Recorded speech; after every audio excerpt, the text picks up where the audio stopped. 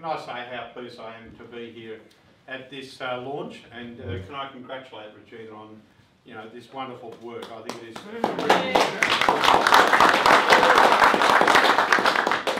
And it's a book I can relate to in a number of ways. We've over the years discussed this with the Lanes that I'm one of 10 children myself. I'm number 3 of 10, and Regina's number 9 of 10. And her mum said she kept trying to have children till she got one she liked.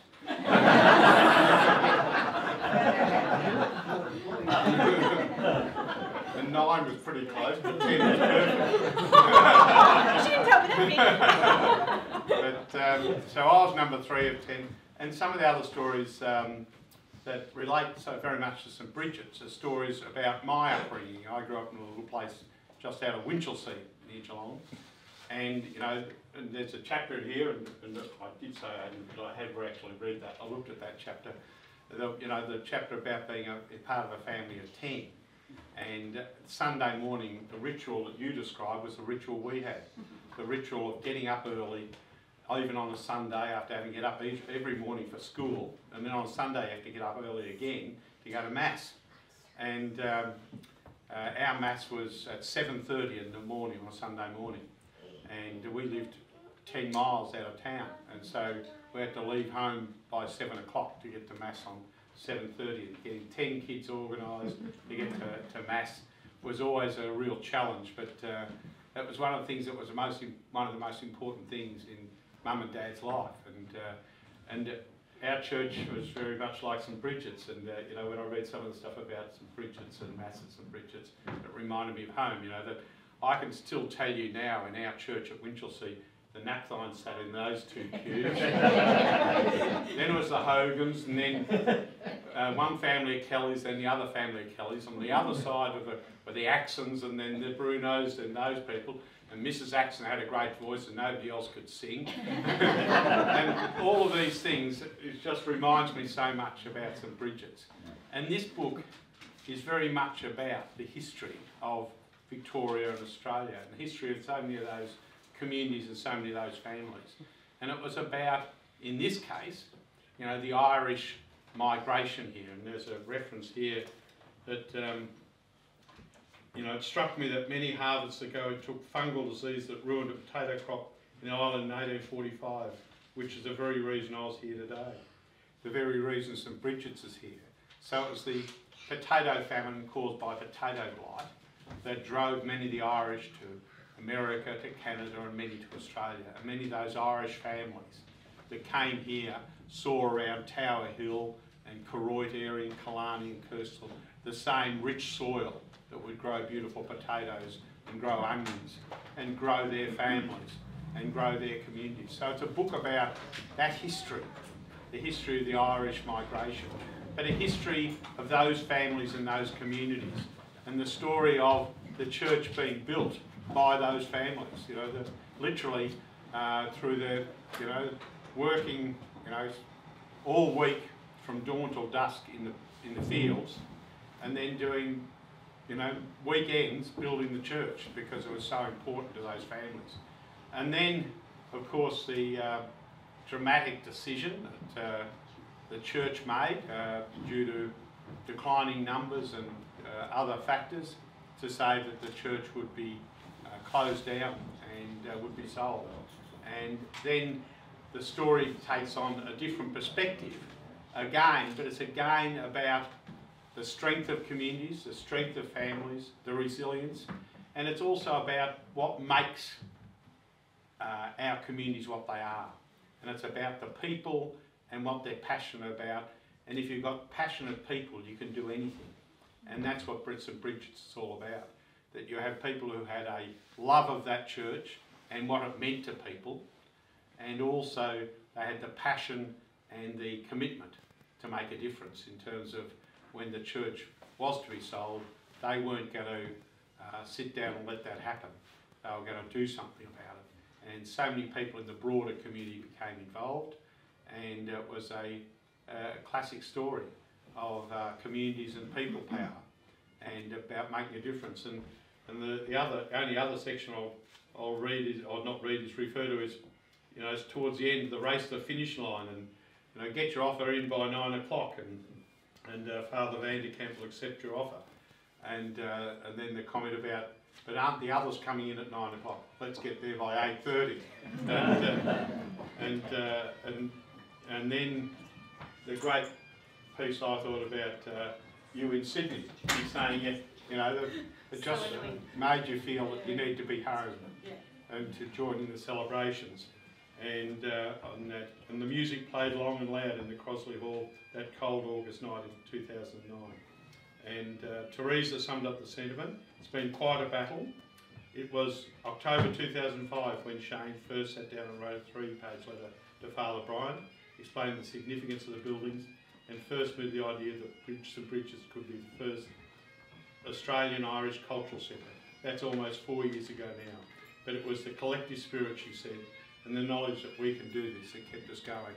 So it genuinely is a story about commitment, about families, about making a difference. And you know, I think it's a great book, and it's a book that has a great story about St Brigid's, but a story that can relate to so many people who have similar histories in their communities and in things that are important to them. So can I say congratulations on a terrific book.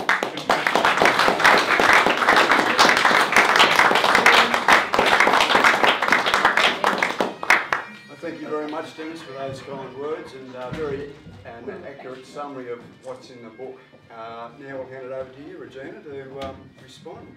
Well, I have to obviously thank the Premier for being here today. It's quite a privilege to have you here, especially because I don't know if you'll remember this, Dennis, but I should tell everyone else that back in 1999, I actually contested your seat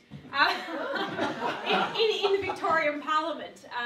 I sat on the front bench of the Victorian Parliament next to Mr Dennis Napthine because I was elected leader of the House.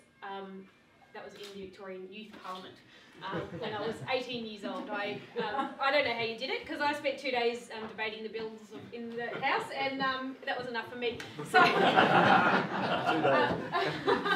so 15 years later, it's quite an honour to have you here as the Premier of Victoria and me as the author, and you launching my memoir. So thank you very much for being here. I'd like also to thank John and Donna who own these buildings and the beautiful shop next door for hosting this event in this place, and I'd like to thank you, Ken, for your time here today too. Pleasure.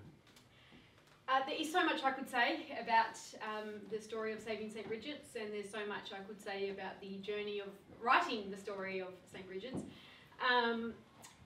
But I don't know, probably some of you might have heard me before, some of you have read the book.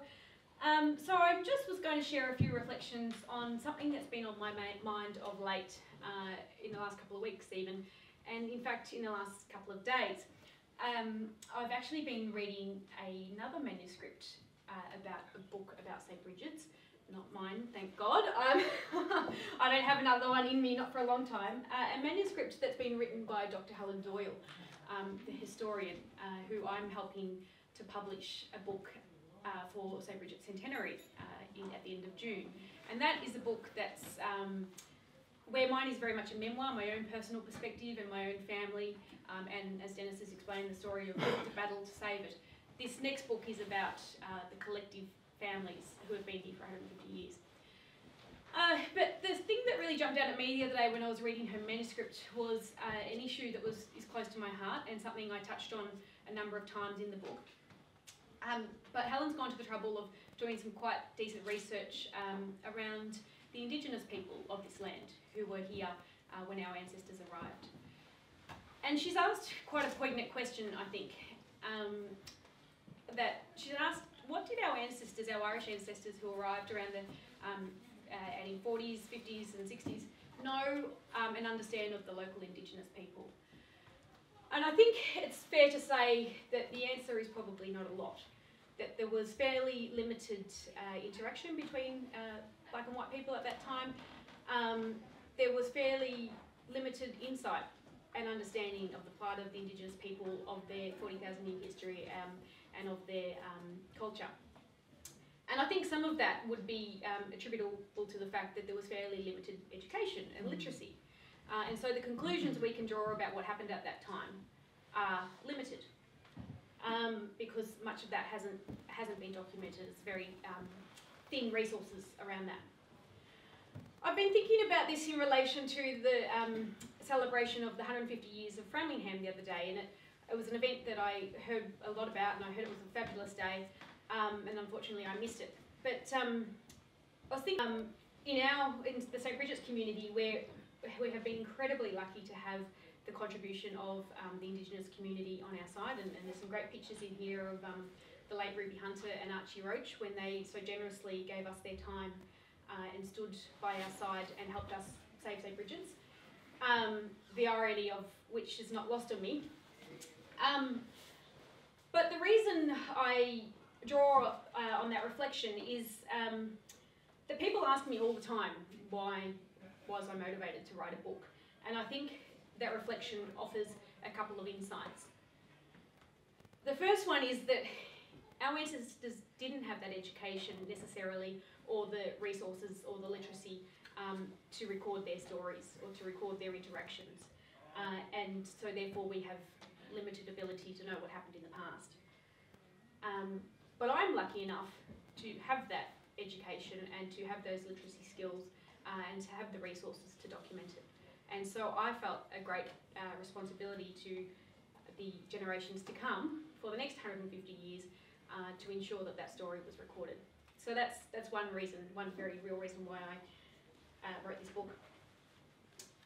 The other reason was also related to the Indigenous community, is from things I have learned from the likes of Archie and Ruby, also my own time in studying and working with Indigenous communities, is the power of story to acknowledge and pay respects, but also the power of story in healing and bringing about a reconciliation.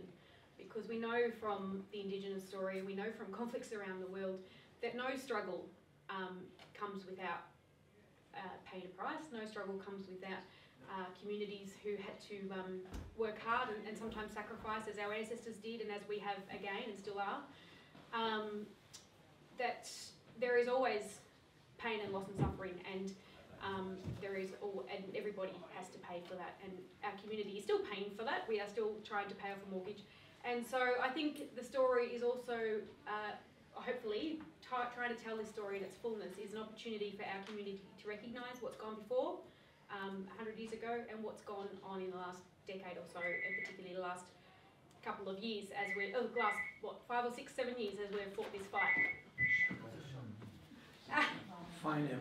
It's not a mobile. Okay, no.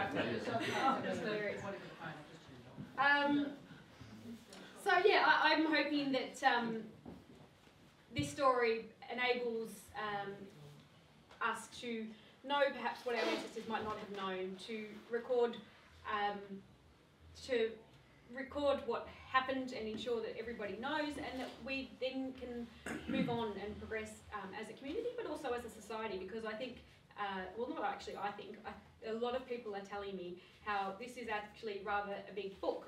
There's quite a lot in this story, and it's not just relevant to our own community here in Koroit, Crossley and Tower Hill, it's actually relevant to our society across Victoria, across the nation, because it highlights some of the challenges particularly rural communities face, but also church communities as church in decline.